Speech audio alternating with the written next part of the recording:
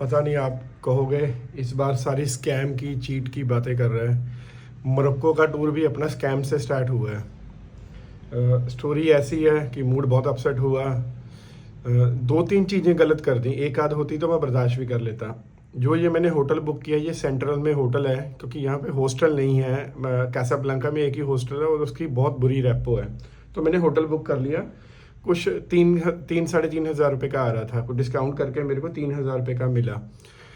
चलिए पहले नीचे चल के बात करते हैं, निकले क्योंकि 2 बज गए हैं, खाना भी खाना है, भूख लगी है।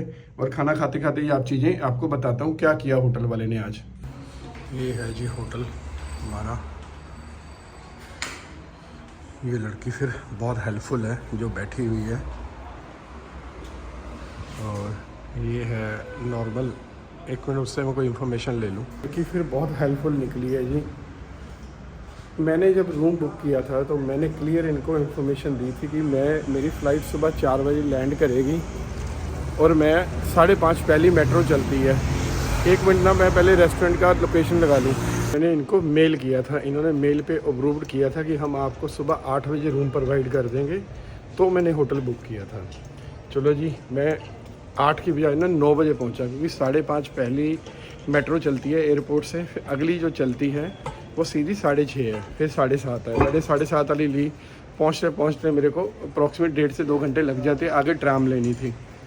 भाई साहब, इतनी रूडली इनका स्टाफ बोला। जो बंदा सुबह खड़ा था, अभी ये लड़की तो बहुत पोलाइट थी, उसने कहा जी हम 2 बजे से पहले देंगे ही नहीं। वो अपनी मेल को मुकर ही गया कि मेरे पास आपकी हमने कोई अप्रूवल नहीं दी है। चलो जी, वो लोग चढ़ा गया 10 बजे ऑफ ड्यूटी। तो 11 बजे से लड़की ने मेरे को रूम दे दिया, कहती है अलाउ नहीं है 2 बजे से पहले। फिर एक और पंगा, मैंने रूम बुक किया था कुछ 28 यूरो का। भाई साहब, इनके पास जो प्राइस आया हुआ वो 31 यूरो। 3 यूरो से फ़र्क तो कुछ नहीं पड़ता, बट 3 यूरो भी इन्होंने एक्स्ट्रा लिए। ये मानने के लिए तैयार ही नहीं है। तो सुबह आज आते मोरक्को का मूड ख़राब हुआ। ये है जी कासाब्लांका, जो मोरक्को का सबसे बड़ा शहर है। अगर इसको आप मोरक्को का फुल डेवलप सिटी बोला जाता है। बाकी क्या, मैं ओल्ड टाउन में रुका हूँ, उसकी वजह से वाइब भी ऐसी हैं। बाकी कोई बहुत अच्छी वाइब नहीं है कि सहारा डेजर्ट का सबसे बड़ा सिटी यही है। तो मेरे को जो लुक दे रहा है, ऐसे लग रहा है कि जैसे मैं 300-400 साल पीछे आ गया। अंडर डेवलप सिटी है जो।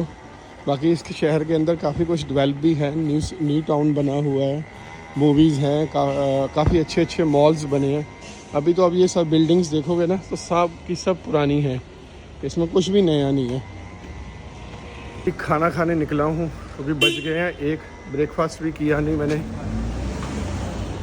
तो 1 बज गए हैं। तो मैंने वेटर से पूछ लिया था कि मेरे को जिस कंट्री में जाऊँ वहाँ के लोकल रेस्टोरेंट पे खाने का शौक़ होता है कि लोकल फूड को ट्राई किया जाए। तो उसने बताया है एक रेस्टोरेंट, वहाँ जा रहा हूँ खाने। तो है यहाँ का लोकल ही है, देखते हैं क्या टेस्ट है वहाँ का। एक लोकल मोरक्कन रेस्टोरेंट है जी, जो वेटर ने सजेशन किया था। प्राइसेस तो 300-400 रुपये के मुताबिक है। ये अभी इसने दाल दी है, दाल के साथ ब्रेड है। एक मैंने चिकन की आइटम ऑर्डर की है, वो आती है तो आपको दिखाता हूँ। ये अपना लंच कम ब्रेकफास्ट है जी। सोते वेज चिकन, नीचे रोटी, पास्ता, सॉस, ये पता नहीं क्या है, चिप्स, साथ में ब्रेड, साथ में कोक। तो मेरे को 2 महीने लगे खाने में इतना सब। अभी भी पूरी दुनिया में कुछ कंट्रीज़ ऐसी हैं जहाँ पे डेमोक्रेसी भी है और राजा भी है। मोरक्को उन चुनिंदा कंट्रियों में है जहाँ पे डेमोक्रेसी प्लस राजा दोनों चीज़ें हैं। ये यहाँ की हाई कोर्ट है जी, और ये यहाँ का पुलिस हेडक्वार्टर है जी। ये ऑफिशियल बिल्डिंग्स है। ये कोई स्केयर भी इसको बोल देते हैं, मैं इसको मेरे स्केयर का नाम भूल गया। यहाँ पे ये कबूतर बड़े आते हैं। ये स्केयर मैंने हमारे मनोज भाई है ट्रैवल मंत्रा वाले, उनकी वीडियो में देखा था। यहाँ पे आके उन्होंने हिंदी गाने गाए थे। ये कबूतरों को दाना डालने के लिए आपको देंगे, कुछ ज़्यादा पैसे नहीं लेते, 1-2 ही लेते हैं। ये मनोज भाई वाला बंदा आ गया। बड़े कबूतर है।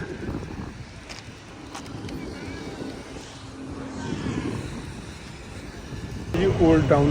ये मेरे पीछे ओल्ड टाउन का गेट है, ये ओल्ड टाउन का घंटाघर है। हिस्ट्री नहीं आइडिया जी क्या है, बट ये सबसे पहली अट्रैक्शन है जी कासाब्लांका में देखने के लिए। कासाब्लांका में बहुत ज़्यादा चीज़ें नहीं हैं देखने के लिए। चलिए पहले ओल्ड टाउन चलते हैं। एक चीज़ और बहुत बढ़िया है, यहाँ पे अपना इंडिया वाला ही लॉ चलता है, जब जिसका दिल करता है सड़क क्रॉस कर लेता है, कोई किसी को पूछता नहीं है। कोई ज़ेब्रा क्रॉसिंग पे लाइट शाइट नहीं है। ये देखो, हमने मुंह उठाना क्रॉस कर लेना। इंडिया वाले तरीके ही किया मैंने रोड क्रॉस, कोई रुकने के लिए तैयार नहीं है जल्दी। तो अपनी सेफ्टी अपने हाथ है। मेरे को ऐसा फील ही ऐसा हो रहा है कि मैं इंडिया आ गया, कैलकाटा आ गया हूँ। पुरानी पुरानी बिल्डिंगें, जहाँ देखो कचरा, बिल्कुल मतलब अजीब सा है। उस तरफ देखोगे तो बड़ी अच्छी बिल्डिंग है। ये वाली हयात बना हुआ है 5 स्टार। इसके हयात के पीछे नोवाटेल भी है और रेट इनके जेन्युइन होते हैं। ये घंटाघर आ गया, यहाँ से ओल्ड टाउन शुरू हो जाता है आपका।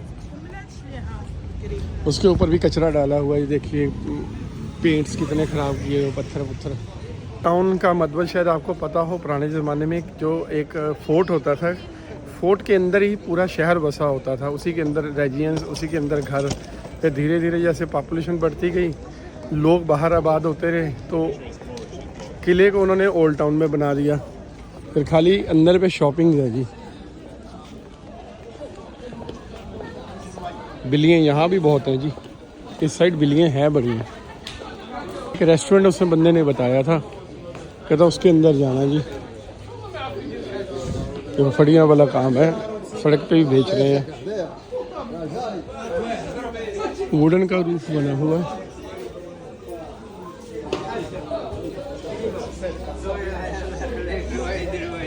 कपड़ा ही है, कपड़ा, शूज।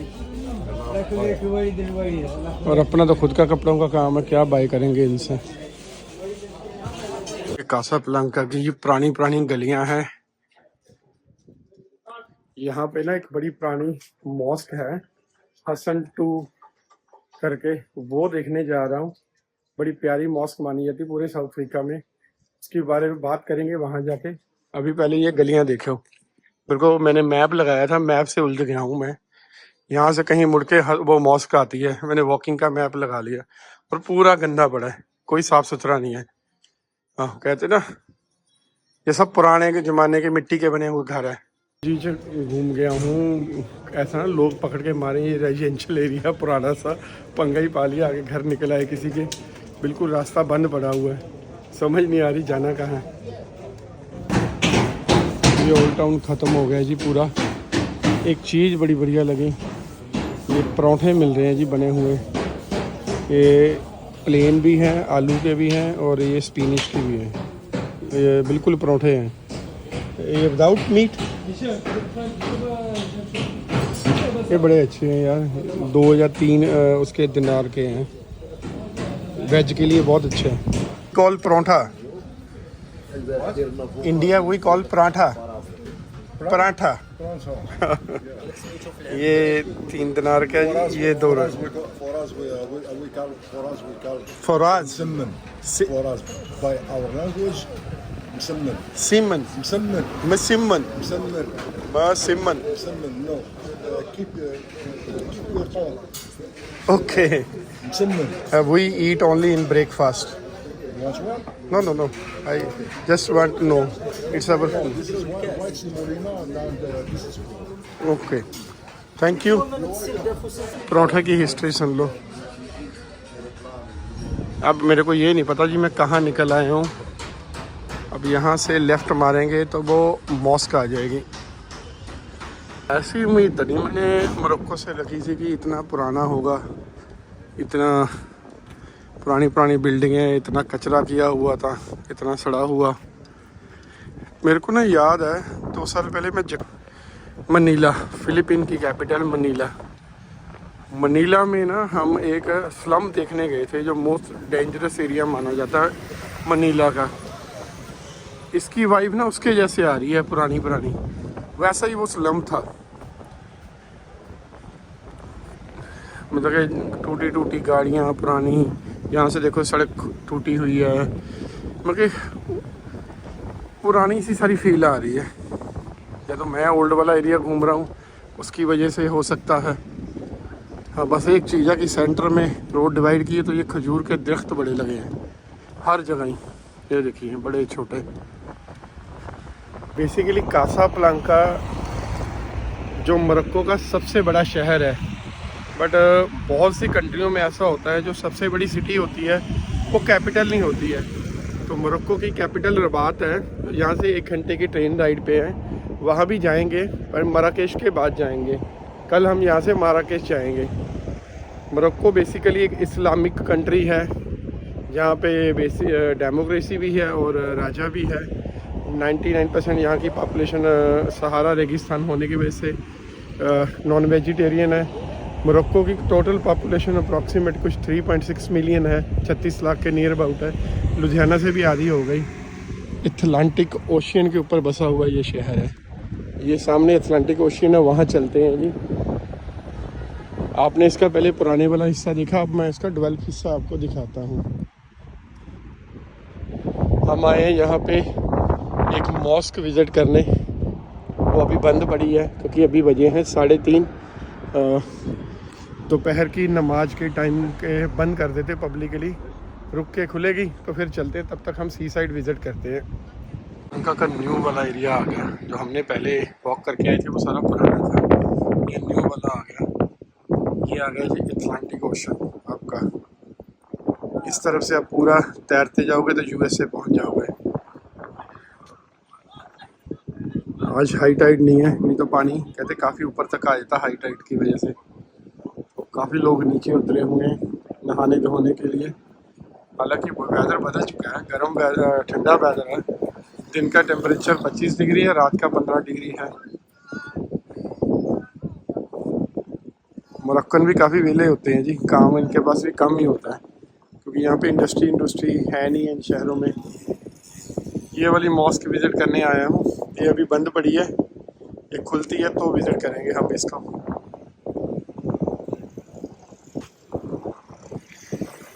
ये पूरा अटलांटिक ओशन पे ऊपर पूरी वॉक बनी हुई है, ऊपर भी ये ऊपर से बनी हुई है। ये देखिए ये वाली, ऐसे आप ऊपर आगे तक जा सकते हो। मॉस्क खुल गई है, 4:20 तक बंद थी नमाज की वजह से। ये वो मॉस्क है। थोड़ी सी आपको हिस्ट्री बता देता हूँ। साउथ अफ्रीका की नंबर 1 और दुनिया की 14वीं फंक्शनल, ये सबसे बड़ी मॉस्क में आती है। दुनिया की अगर सबसे बड़ी मॉस्क में लोगों तो ये 14वें नंबर पे आती है, और साउथ अफ्रीका के अंदर ये फर्स्ट नंबर पे आती है, जो 1983 में बननी शुरू हुई थी और 1996 में आई थिंक कंप्लीट हुई थी। ये इसका आगे मेन ये कह सकते हो आगे वाला एरिया आ गया। हम पंजाबी में इसको बरांडा कहते हैं। इसका इंफ्रास्ट्रक्चर भी देखने वाला होता है जी, बहुत ही खूबसूरत है। आपको एक और चीज़ बता दूं, दुनिया के अंदर इसकी जो मीनार है ना, ये कुछ 700 फुट ऊंची है। दुनिया के अंदर दूसरी सबसे ऊंची मीनार मानी जाती है मॉस्क की, और बहुत ही खूबसूरत बनी हुई है। हम बाहर ही घूमेंगे क्योंकि इनसाइड जाने की एक टिकट है, कुछ 130 दिनार है टिकट, अप्रॉक्सीमेट 1200 रुपये इंडियन बनते हैं। बट मैं नहीं जाऊंगा, मेरे को अल्लाह के घर पे, परमात्मा के घर पे जाने के लिए पैसे देने मंजूर नहीं है। अगर आपको पैसे ही लगाने थे फिर आप उसको मॉस्क मत बोलिए, म्यूज़ियम बना दीजिए, क्योंकि अल्लाह के घर के ऊपर बिजनेस करते अच्छे नहीं लगते हैं। कुछ 700 मिलियन डॉलर लगा जी इस पर, बहुत बड़ी कॉस्ट लगी है इसके ऊपर बनाने के लिए। बट अब वो कॉस्ट अगर इस तरीके से वसूल करने की कोशिश की जा रही है तो वो गलत है मेरे ख्याल से। बाकी इनकी गवर्नमेंट का डिसीजन है। परमात्मा के घर पे आने के लिए, उनके दर्शन करने के लिए मेरे ख्याल से कोई पैसा नहीं लगना चाहिए। 5000 लोग यहाँ पे नमाज पढ़ सकते हैं एक टाइम में। 80,000 यहाँ पे बाहर और 25,000 मॉस्क के अंदर। ये बिल्कुल समंदर के ऊपर है, आपको लेके चलता हूँ, जहाँ तक लेके जा सकता हूँ आपको लेके जाता हूँ। जो टिकट है वो नॉन मुस्लिम के लिए है। अगर आप इस्लाम में हो, आप मुस्लिम हो, फिर आपके लिए कोई टिकट नहीं है। वो नॉन मुस्लिम के लिए, ये चीज़ का भी ध्यान रखना आप लोग। आने का सौभाग्य तो नहीं मिलेगा, हम गेट पे खड़े होकर वीडियो बना लेंगे कि आप अंदर के इंफ्रास्ट्रक्चर की देख सको। इनसाइड तो आप जानी, उसके लिए टिकट है। चलिए, कुछ अंग्रेज खड़े हैं, इनको धक्का मार के आगे होते हैं।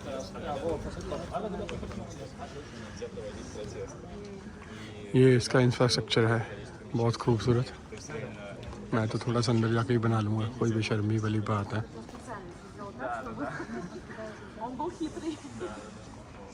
हाँ, श्योर श्योर। ये इसका इंफ्रास्ट्रक्चर है जी, बहुत खूबसूरत है।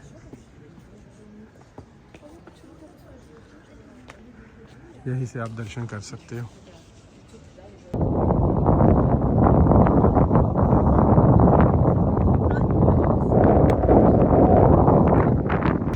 '50s में एक मूवी आई थी कासाब्लांका, बड़ी पुरानी मूवी है, मेरे को एग्जैक्ट डेट नहीं याद है कौन सी तरीक़ों में आई थी। उसके जो डायरेक्टर थे, उनके किसी रिलेटिव ने इंस्पायर होकर यहाँ पे एक कैफेटेरिया खोला है 1940s की थीम के ऊपर। वहाँ चलते हैं, कुछ खाना तो नहीं है, कुछ थोड़ी बहुत ड्रिंक पियेंगे, कॉफ़ी वगैरह कुछ ले लेंगे ठंडा। उसकी थीम देखने वाली है, बस उस थीम के चक्कर में मैं जा रहा हूँ। ये वो कैफ़े है, इसको बोलते हैं रिक कैफ़े। आओ चलते हैं। अनफॉर्चुनेटली कैफेटेरिया क्लोज़ है, 7:30 खुलेगा, 7:30 से 12:30 तक, और दोपहर को 12 से 3 बजे तक। फिर लेट में राउंड मारते हैं 9-10 बजे। अभी चलते हैं होटल, रेस्ट करते हैं 2-3 घंटे। यहाँ की जो लोकल टैक्सी है वो तो काफ़ी महंगी है। जो अभी इंडिया में इन ड्राइव आई है ना, वो मोरक्को में भी चलती है। मैं कि आप उसे ऑफ़र दे सकते हो 10 दिनार 15 दिनार। तो अभी मैंने जाना है, मेरा होटल कुछ 3 किलोमीटर है यहाँ से, तो मैंने 18 दिनार की ऑफ़र डाली थी, तो 21 दिनार में उसने एक्सेप्ट कर ली है, क्योंकि 3 किलोमीटर अभी पैदल चलने की तमन्ना नहीं है, तो टैक्सी कर ली है। वो भी एक ना बजट फ्रेंडली ऐप है। मैं कि 21 दिनार का मतलब होगा अप्रॉक्सीमेट 200 रुपया। ब्यूटीफुल मॉस्क, जो साउथ अफ्रीका की सबसे बड़ी फंक्शन मॉस्क है, उसके साथ ही शाम को बुलवार्ड रोड बनी हुई है। ये मैं दोपहर को इसलिए नहीं आया कि आप लोगों को शाम को दिखाऊंगा। यहाँ पे मोस्टली कासाब्लांका के लोग पिकनिक बनाने आते हैं, और ये बहुत ही हैपनिंग है। छोटे छोटे टी स्टॉल्स बने हैं। ये अप्रॉक्सीमेट 14 किलोमीटर लंबी है। आप 14 किलोमीटर ऐसे मतलब वॉक करके वहाँ पे लाइट हाउस है, वहाँ तक जा सकते हो। और यहाँ पे आज क्या ठंड है, तो मोस्टली लोगों ने जैकेटें पहनी है। मैं ही अकेला हाफ स्लीव पहन के आया हूँ। इस साथ में बिल्कुल आपके देखिए समुंदर की लहरें नज़र आ रही हैं। ये आ गया बुलवार्ड रोड, ये समुंदर आ गया, और ये आपकी मॉस्क आ गई।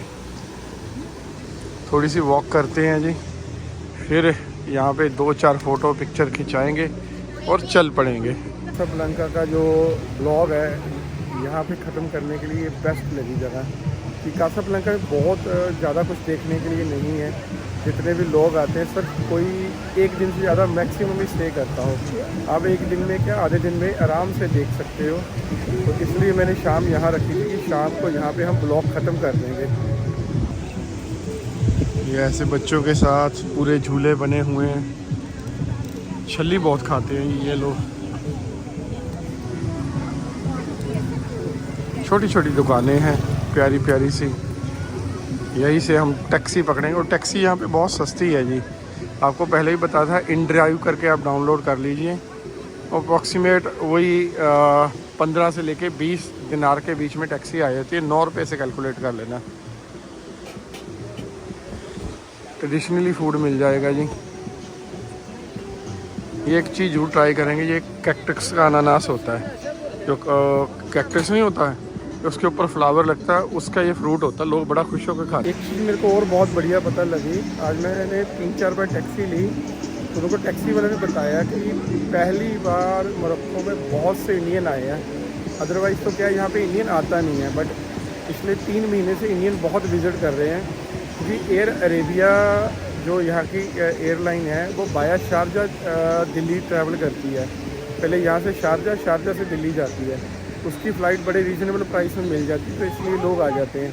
और मोरक्को का ई वीज़ा है, बहुत आसानी से मिल जाता है। चलिए जी, हम बहुत लंबा नहीं जाएंगे, बस यहीं वॉक हो जाएगी। ऑलरेडी लेग्स बहुत दुख रही हैं। कल मेरे को यहाँ से कहीं दूसरे शहर जाना है, फिर उस ब्लॉग में मिलेंगे आपके। तो ये ब्लॉग को हम यहीं ख़त्म करते हैं जी। गुड नाइट, शुभ रात्रि।